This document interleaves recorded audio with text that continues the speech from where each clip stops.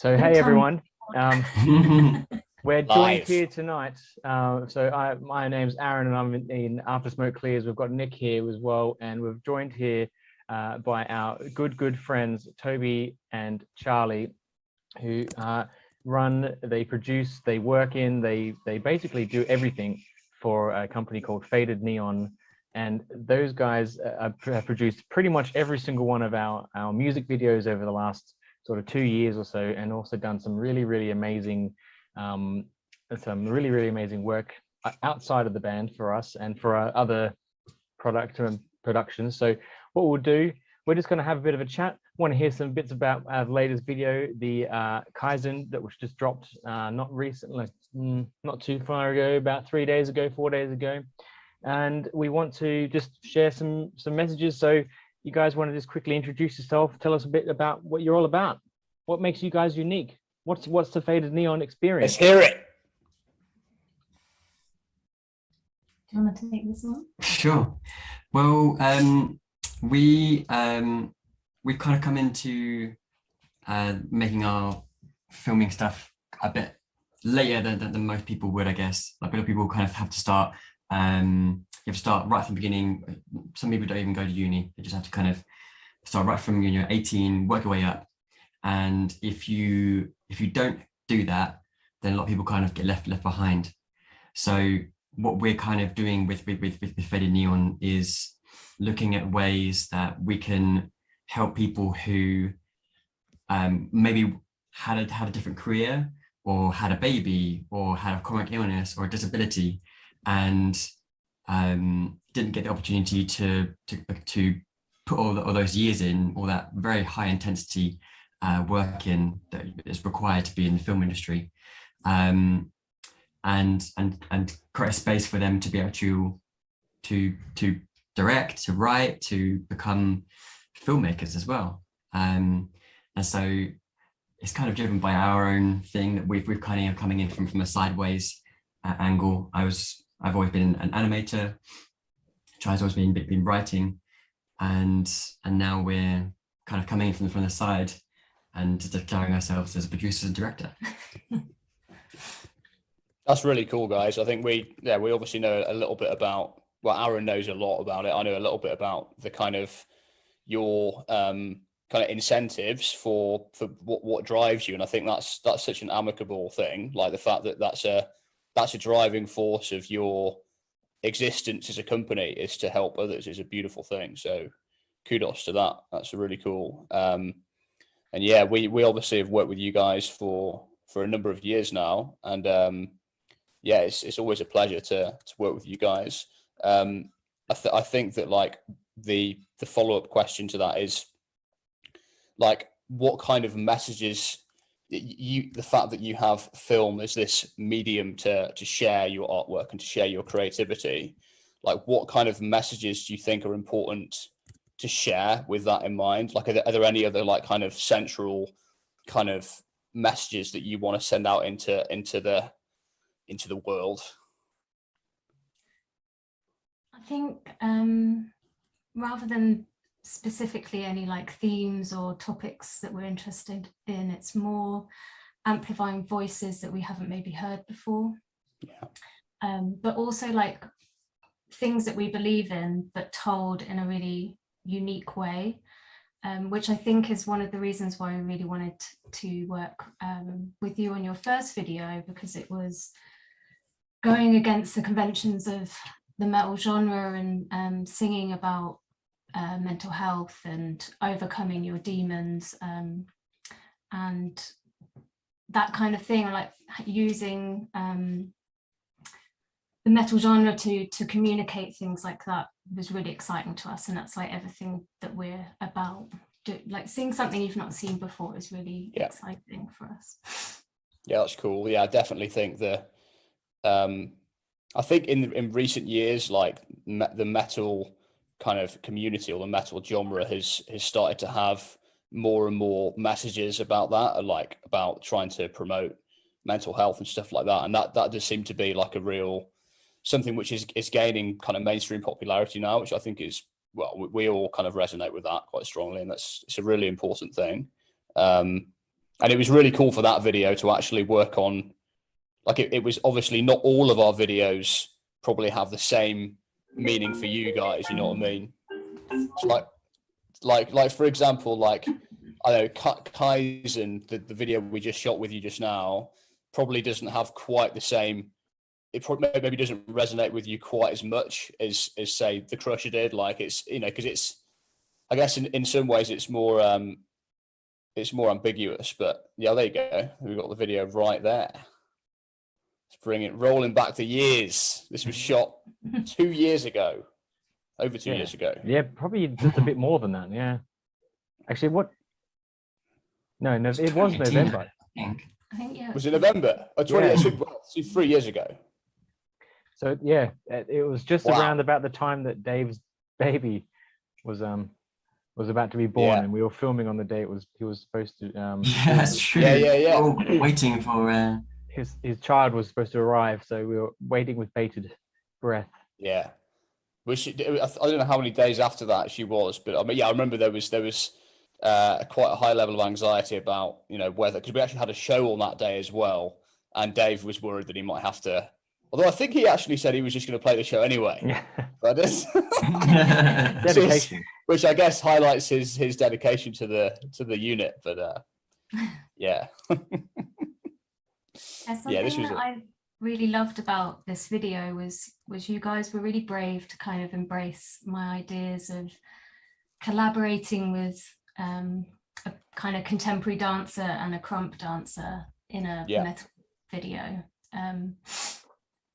I think they just brought so much new energy to quite like a told theme, and create something very unique.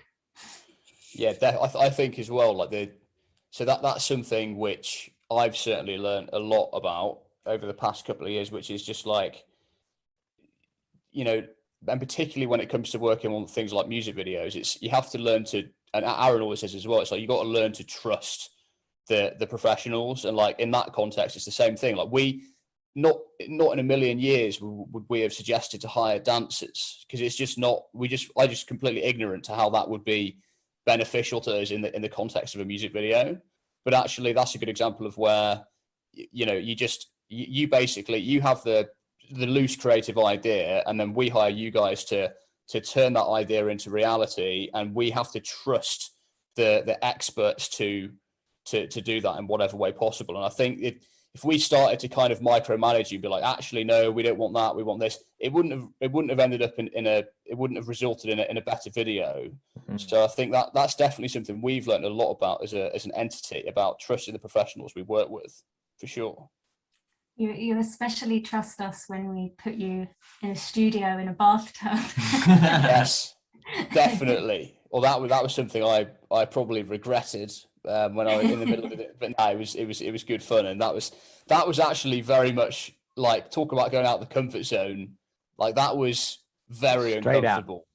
Yeah, because like it was a lot of kind of, it wasn't just, it was like a number of new things at once, right? So never just shot a music video before, never had more than one person observe me in the bathtub before, and like never had a camera in my face before, ever, really. So there's a lot of new things in kind of one go. So that was very, very uncomfortable. You did wonderfully though, and it really served the video. So yeah, I think it did. Yeah, I think it did. It was a real. I mean, we always say now, it's like that.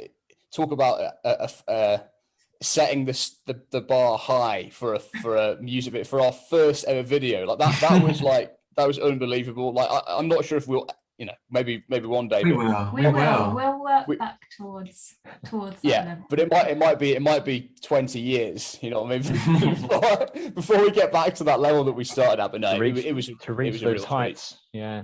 I guess it's worth for the people watching at the moment to say that with that video, I think where it was like early days, it was probably one of the first music videos I'd done as a director.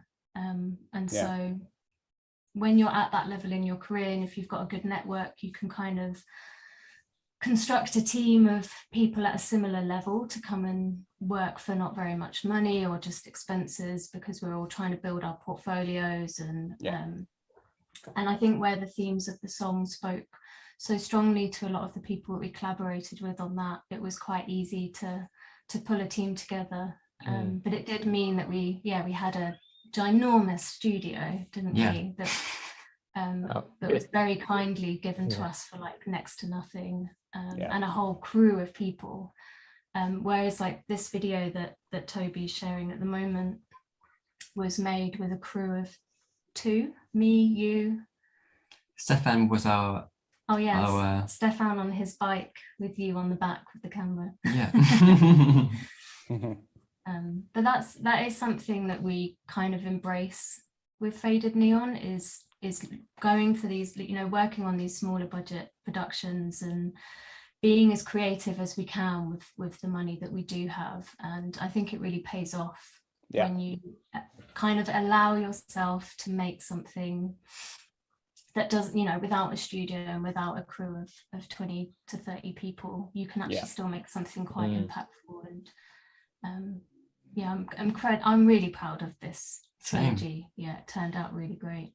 Do you find like when you're do you find almost like the simpler the context of the video, so like the fewer people you're working with and the less things you actually need, so like do you find that actually allows for more creativity, like when there's it's more kind of stripped back and raw? Do you find that kind of, does that get the creative juices flowing more, or is it actually more restrictive, or does it just completely vary depending on what you're trying to do? I think it can vary. I think the thing that limitations can do is to really push you to think like longer and harder about how you can kind of convey what you want to within those boundaries. I think when you've got unlimited resources, sometimes it's easier to take the kind of more obvious route to something. Whereas when you've got less people and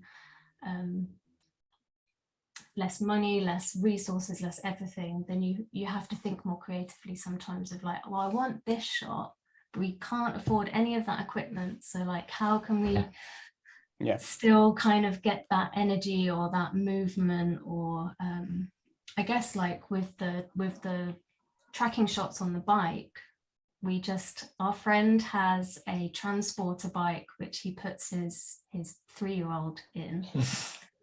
And we just borrowed that. Luckily he's got a very good pair of legs on him, and so Toby sat in the back with the camera, and he was, you know, our dolly, I suppose, for a lot of human dolly. The black dolly. Do you have any kind of inspiration when it comes to the, you know, the creativity? Like obviously you're drawing from different ideas in the back of your minds, but like how things get put together, are there any kind of film influences that you'd like to draw upon? I think David Lynch is probably the biggest person that you can like see in a lot of my work. And I think the thing that I love about his work is perhaps because his journey as an artist first and a filmmaker second, he really embraces things that don't necessarily look slick or beautiful or use, you know, the most fanciest VFX. It's more about creating this kind of nightmarish world and evoking emotions and making you question what you're seeing rather than knowing immediately what you're looking at.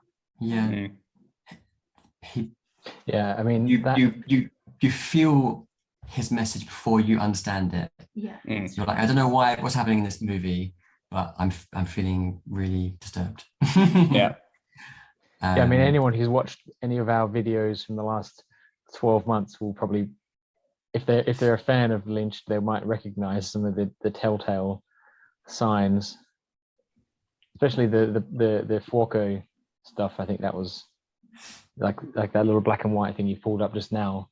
Just even those images that we had in that film was it's so creepy, and so you just didn't know where you were, what planet you were on, and like it's like, what's going on? It's probably a bit of a common theme because we the filmmakers that we draw upon, a lot of them deal in quite surrealist or quite deliberately artistic imagery. Well, some of them are actually are A lot of them are artists, yeah. but they just also happen to make films. So like Lynn Ramsey is an artist as well, and her work is always really brutal in a lot of ways. Like it deals with, you know, lots of blood and death and violent stuff, but it's she like Nico Refn Winding and Lynch and Jordan Peele, they bring everything up to such a heightened level. It is kind of like, you know, what film is. It's a constructed medium. Just say it's the same way as theatre. So even though those things are terrifying, you're kind of aware that you are watching something that is constructed. And so you're able to kind of view this stuff without being completely traumatized. Because I mean, in Neon Demon, like the stuff that happens in that is so awful. But you kind of laugh at it because it's like, but the visuals and stuff and the kind of the mood that he creates with the aesthetic, all these people create with the aesthetic is it's just our vibe. Yeah. And it kind of allows you to dig into these darker emotions without it being too on the surface of your own trauma or someone else's, which we really like. That's cool. Did you have any particular inspiration when it came to the Kaizen video? Were there any particular directors or other music videos or other sources of inspiration that were particularly kind of clear for this video? I think there's a bit of all of these, isn't there, in there, especially the kind of neon lights and silhouettes that we wanted to use in this video, and the animation style, because we needed to keep it quite simple to kind of construct those animated elements within the time frame that we had, but that came a lot from looking at David Lynch, his artworks. What was the process to get this like all these crazy artworks on and like the visuals kind of arranged in the way they were, like, you know, from the when we filmed this, we filmed it in sort of half a day in a very restrictive, you know, environment, which didn't have, obviously you wouldn't tell from looking at this, but, you know, thinking about that, like how did you get from that empty room, empty corridor to this? Like,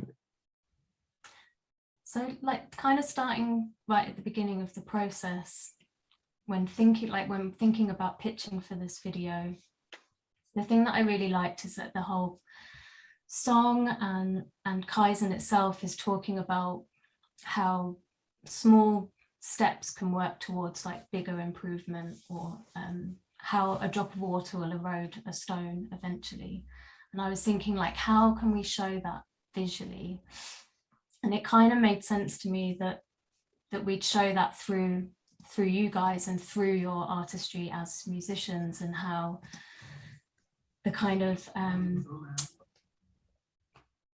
little elements of looking at what you're doing with your instruments builds towards this amazing song, and moving from these quite chaotic close-ups through to the more wider shots that we have at the end helps kind of take you on that journey of, you know, that you guys have been on learning how to play these instruments as well as you have, and then forming a band and coming together, and then, you know, at the end, and when you're in it and you're learning these things, or you're creating a song, or even, you know, in any kind of art form, it can feel quite chaotic, and it's not until you take a moment to pause and look back at something that you have that perspective to see it as a full thing. And so that's kind of what I wanted to do with the video. And something that I was conscious of was that with Dave, he's got a whole drum kit. With Ali and Aaron, you guys have your guitars, but with you, Nick, it was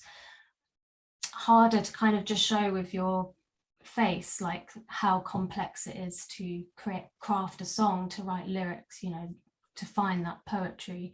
And so I thought the hand-drawn animation on your sections helped communicate that similar thing, of like spending that small moments of drawing all over your face and creating something that reflects the hard work that goes into making that your songs and what you sing about. Yeah, absolutely. Yeah, I mean, it's you can't really. I completely get that, because it's like with the drums and guitars, you've got a very obvious and clear prop to show how this works, whereas you can't really, take a camera into my organs to, into my throat. Well, that's an idea for another video. Yeah. Yeah, absolutely. I'm just looking at these behind the scenes videos here. It was so much fun. So much working fun. on those videos in that particular location, and it was great. Yeah, really, really good fun. Yeah. And we because we saved a bit of cash by shooting Foko and Kaizen kind of in the same space. And I think like the thing that we like invested the money in was the fancy lights. The Stereotitans. Because where it was just me and Toby, like, not to go too deep into the technical side of filming, but normally you'd have like a gaffer and a whole crew to kind of set up these complex lighting, but it was just us. So we made a lot of use, didn't we, of like, there was some random mirrors on wheels in the room that we were in, and we created some kind of frames within a frame, which is very film noir, which is what we were kind of going for. And then created these silhouettes, because again, we knew that when we constructed this grid, if everything was very sharp and in focus with lots of detail, it would become too chaotic. Whereas with these more simple lines of the silhouettes and just like picking up little bits of detail, then we could kind of create this grid on screen that would almost reflect like a graphic novel. That's kind of like that it's ended up with. And it's about kind of merging that style, because obviously when you're working with video, it's a photograph, and then we're trying to paint at the top of it, so it could easily clash. So by kind of creating them, the frames look, as I say, almost pretty much very, very simple shapes. And again, really going back to like Lynn Ramsey and Lynch kind of thing, like they some of the shapes are so abstract, even though you're seeing, you can tell this alley, but it's and the drums, especially when we're zooming in on the drums, it takes a moment to kind of work out what you're looking at, kind of thing, because it's like it's so detailed. And so that was kind of part of Charlie's process of working out how we'd kind of bring this all together to make a kind of cohesive whole. There was like, I mean, to be completely open and honest, and like we said this to you guys as well, this video was the biggest risk, because you never really know definitely if what you're imagining in your head is going to translate to something at the level that you want it to be. And immediately after we'd shot this footage, the first thing we did when me and Toby got home, even though we were so tired and we'd had like 2 really long filming days, was quickly chuck a like quick grade on it to make it silhouette, put it in a grid and be like, okay, it's going to work. So yeah, we were really, really pleased that we took the risk of seeing what happened with this one, because I think it's turned out really great. I think that's where you I guess with any kind of creative endeavor, or actually any endeavor, like you need to take some risk, like anything worthwhile has a degree of risk, you know what I mean? And often there's strong correlation, between like the more risk you take and the better the results sometimes. And I think that's really, I think clearly the risk paid off really well with Kaizen. I think it's a brilliant video. And we're absolutely pumped with it. I think all 3 this year have been great, and they all offer something they're all completely different videos. That's the other cool thing, because particularly in the metal genre, there's lots of videos that are all just pretty similar, like just band shots, or like in like a abandoned warehouse kind of style or whatever. And that's cool. I'm not saying that they shouldn't be done, but like it, it's good to offer to have something a little bit different. And I think these three have really got particularly Kaizen, like it's completely unique. So I think you guys have smashed it there, and I think the risk is paid off. Oh, well, we're obviously really pleased that you guys feel like Yeah, definitely. Here's me tripping over the cable. Had to be very careful. I think it shows that you have been doing this such a long time. You know how to dance around your cable in a specific way. You've achieved Kaizen through around dancing around the cable, because that cable's going to be there on stage, and you need to make sure you're not going to fall over it. So I thought he's wireless on stage. I am normally wireless on stage, so to avoid that. Well, if you ever have to go back to wires. It hasn't stopped me falling over on stage though, so there's not really any advantage. Yeah. Oh, it's been upgraded.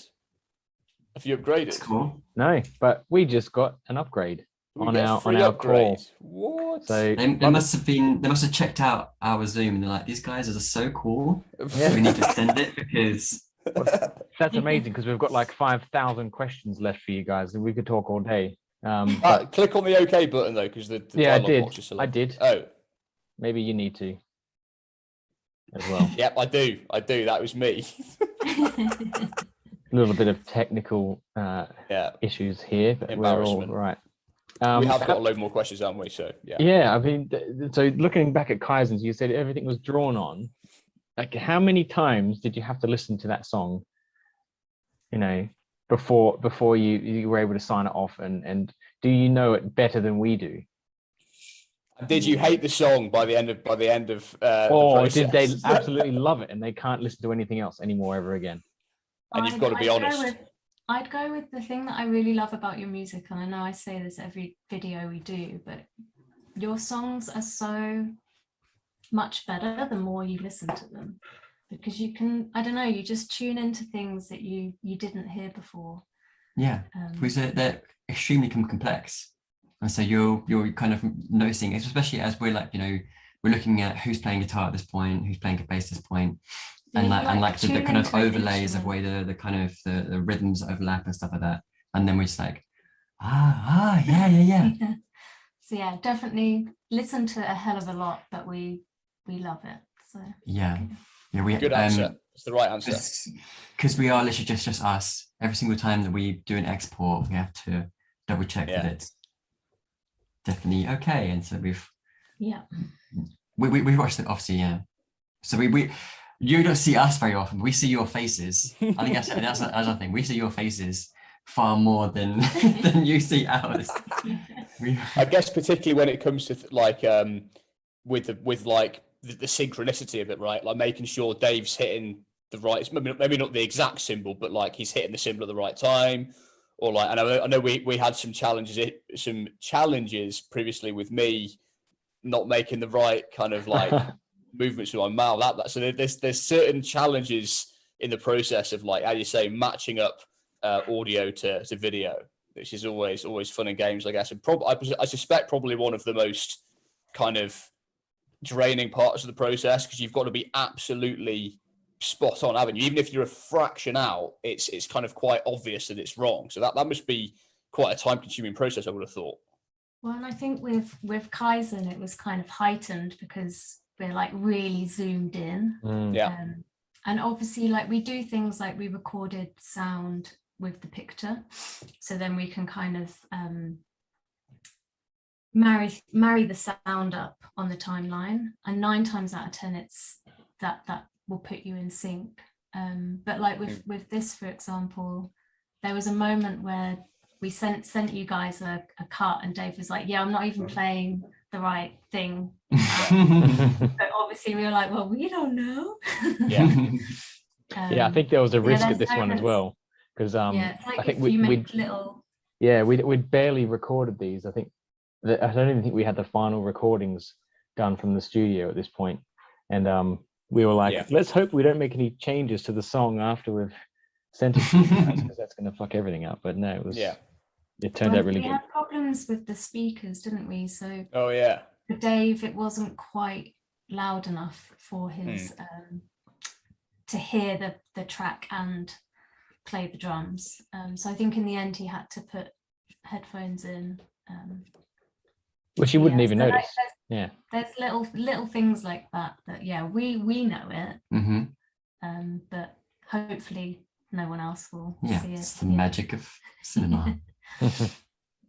So we've got a couple more, two kind of final questions for you guys, and then more kind of back towards what you guys are doing in your company. So what have been some of the highlights of your company's productions, not just us? And I guess the second part is what message is being shared with these pieces as well? Any other notable things from the last year or two that kind of stands out as a highlight? So what's the funny thing is that obviously we just had been through the pandemic, and nothing could happen. And again, that's actually kind of part of the reason why the Crusher does stand out to be so massive, is because that was made pre-pandemic. And we didn't make anything in 2019, did we? We were just like, well, we did the trilogy during that summer. Well, it was in the middle of the pandemic, wasn't it? Yeah. So we had to like the way that the trilogy was done was working with what we were allowed to do, how many people were allowed to see at that time, and so that kind of thing. So but as Chai was saying before about how when resources are limited, it does actually kind of make you more creative, and we actually had the most amazing time filming a whole bunch of short films basically like this over Zoom. So we basically made this whole series called Lockdown Anthology, where we basically roped in 5 riot directors, including us ourselves, so three others. 2 people who had never made a film before but were writers. One, Charlotte was she's a theatre writer, and Mohsin is a barrister and a novelist. And it was insanely rewarding because everyone, remember during the pandemic, everyone was at a loss of how to spend their time, just with the hours were stretching on for ages. So it just gave everyone a purpose and something to kind of aim for and do. And even though we have, all the cameras we had were just the cameras of the people whose houses, the actors' houses, just filming from their laptops. We captured some really genuine and authentic performances. The scripts were all really, really varied and really different, and beautiful. And we're super proud of these films, even though they don't look like a normal film kind of thing. And we didn't use any fancy cameras, fancy anything. I think the nicest thing as well is we actually managed to collaborate with some amazing actors on a lot of these films. Yeah, before Doctor Who, because they're the same from EastEnders and Call the Midwife. Oh, wow. Yeah. And because they're the same as us, they're all sat in their homes, not being able to bored. do what they love. And the really fun bit was art directing through Zoom. So, getting them to put their camera somewhere in their room and then us all conferring the lighting is very good. And then having to say to these actors would you mind just putting that pot plant just over a little bit? They turned out very, very distinct from one another, and it gave the two writers who were authors and a theatre writer the chance to direct their first short film. And I think that was just an amazing opportunity to kind of nurture with 2 new filmmakers, because I don't know if they would have had that opportunity or maybe jumped on it if it hadn't been the circumstances that we were in at the time. And we shot a film in America, which is pretty cool for a really brand new London-based. Whatever time would this be the only option ever again? These kind of things, there will never be another kind of opportunity where this is the go-to. isn't it? So yeah, Yeah, we carpe diem. We embraced some things that at the time, like I remember some people in this group of writers submitted these scripts to a competition, and some of the feedback was like, oh, you know, talking about hoarding groceries or something, everyone, you know, that's a really, like, I don't know, everyone will do it kind of thing. But actually we've all forgotten. I feel like we're all so detached from like that time that when you watch these now, you remember like all these, because we really embraced putting those little things in, didn't we? Because we thought it felt very like over talked about in the moment. But already like a year or so on, you're like, oh yeah, it was that ridiculous. Like there were empty shelves and people were hoarding toilet roll, and so it's nice that they've captured something quite authentic through these very different stories. Yeah, that's so true, isn't it? Like that, and it's unbelievable as humans how quickly we forget stuff, isn't it? Like things that are like such a prominent or big part of our existence, like 1 minute can literally in a matter of weeks can just be, you look back and it's like, was that even so and I think that's why it's really cool that you've shot these films with, you know, emphasizing the present moment and the conditions and the complexities of the present moment, because that was a moment in time, and that's solidified now, and you can look back on it and kind of remind yourself of the pandemonium of that particular kind of year. So yeah, I think it's really cool to do that. Yeah, I feel like our brains kind of may have erased a lot of the trauma. Yeah, to protect us all, you know. Definitely. So, definitely. Yeah. We've got one more question for you guys. Yeah. Which is, what are your plans for the rest of this year, which we haven't got that much left of it, and 2022? Do you have any exciting plans planned? So we're in post-production at the moment on 3 music videos. One which actually had a whole massive crew of like 40 people. And then 2 much smaller ones. And we've got a few projects in development. We're looking for some funding for some short films. And yeah, we're kind of laying the foundation. We've got all kind of tools now. I think we've got all these amazing videos we've made with you guys as a kind of, you know, marker of everything that we can do just as a team of 2. Yeah. And so we're feeling kind of very positive that we're going to have a very busy 2022. And brilliant. Yeah, make some more things which are going to challenge and give people some new perspectives on things. Awesome. And have some fun at the same time. Yeah. It's the most important part. And we're going to make, I don't know, 6 more music videos within the next year. I was going to say, looking forward to working together in, I don't know, January. Make sure, with a new brief. pencil some time in for our new tracks for next year. We have got some stuff we're working on, and we'll be in the studio, but it won't be until a little bit later. So, like February, you know. Just but seriously, no, it's been really great. He's actually not joking. It's really nice of you. Christmas off. Thank you. We can stop. I mean, it's been really great talking to you guys. Thank you so much for, you know, taking the time out. And it's really great hearing about what Faded Neon have been doing, other than just what we see, because we just see the end product and we are like, yeah, this is good.